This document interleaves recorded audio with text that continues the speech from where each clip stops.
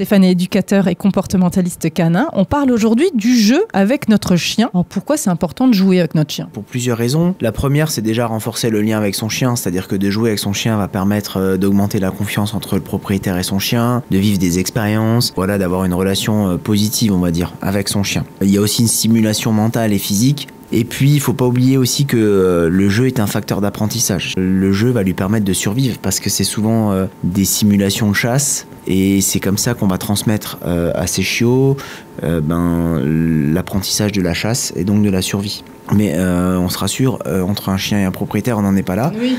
Ce qu'il faut savoir, c'est que jouer avec son chien, il faut cadrer le jeu. C'est-à-dire que je conseille toujours à mes clients de ne pas jouer forcément à la balle ou au tug, c'est un espèce de mordant comme ça avec son chien avant les balades, parce qu'on va déjà le mettre dans une configuration avant la balade de poursuite ou même de chasse. Ça le stimule un peu trop.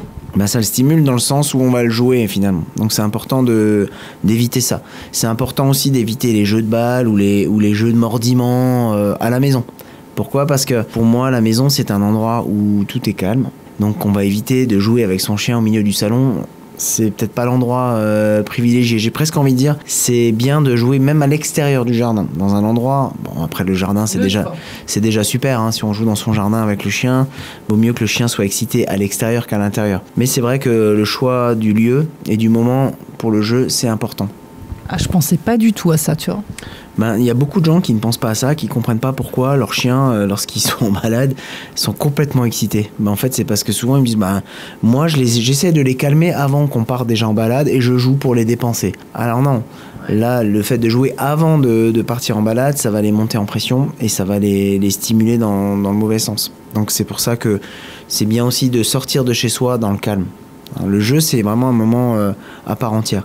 Mais dans le jeu, on peut apprendre au chien à gagner et transmettre des vrais messages et des axes d'éducation canine. Donc ça, c'est... Moi, systématiquement, dans mon programme, il y a le jeu, c'est-à-dire le rapport de la balle. Et on va expliquer au chien que c'est important de lui faire comprendre qu'il peut gagner en donnant la balle, par exemple. De rejouer s'il nous apporte cette balle. On va être le moteur du jeu. On va être arbitre et joueur en même temps.